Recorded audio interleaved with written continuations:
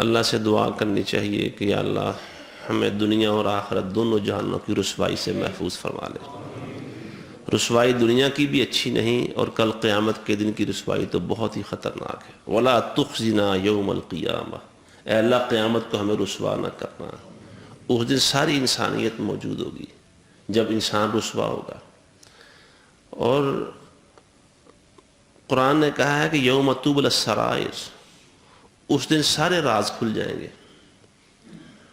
اور اس کی ایک صورت یہ ہوگی ہر قسم کے راز۔ دنیا میں کسی شخص کو اس کے خاندان کے لوگ، علاقے اور محلے کے لوگ بہت برا قرار دیتے ہوں، غلط کہتے ہوں، اس سے قطع تعلقی کر رکھی ہو، پیسہ بھی اس کے پاس نہ ہو، رنگ کا بھی کالا ہو مثلا،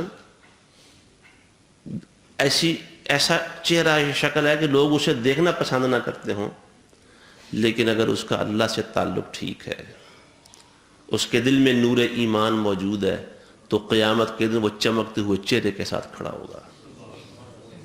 آج لوگوں کو اس کی قدر نہیں۔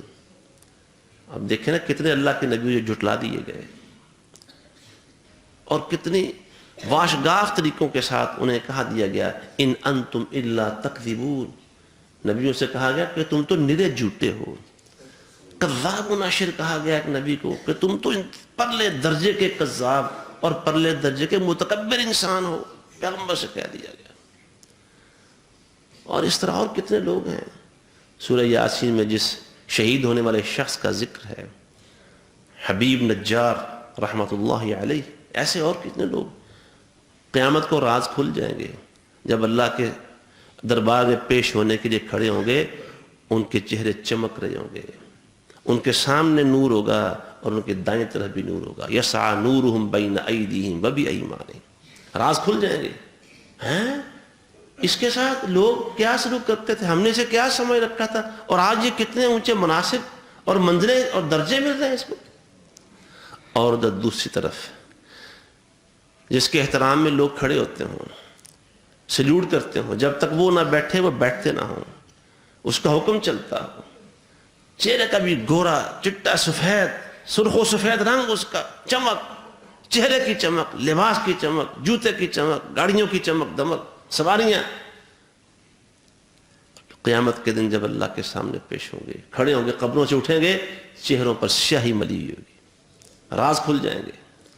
یعنی شکل سے پتہ چل رہا ہوگا، یعرف المجرمون بسیماہم، مجرم تو اپنی چہروں سے، پیشانیوں سے پہچانے جائیں گے، دور سے پتہ چلے گا کیسے، کس قبیل کے لوگ ہیں، کس کیٹیگری کے لوگ ہیں، راز کھل جائیں گے۔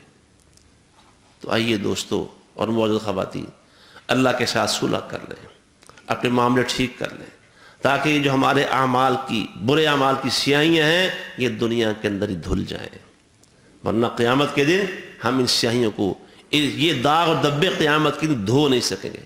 آج اپنے رب کے ساتھ رجوع کر لیں، آج اپنے اللہ کے سامنے اپنی پیشانیاں رگڑے سجدوں کے اندر، یا اللہ میں معاف کر دے، یا اللہ جو ہمارے پاپ ہیں، یہ سیاہ عملی ہے ہماری، اے اللہ دنیا کے اندر دھو دے۔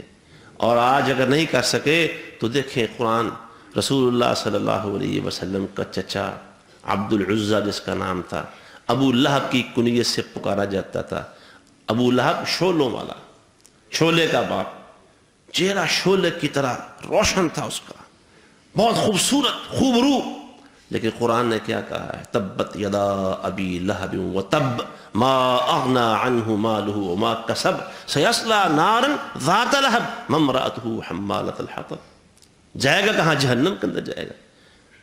حسین، بڑے بڑے خوبصورت اور جمیل لوگ قیامت کے دن چہرے پہ سیاہیاں ملی ہوں گی۔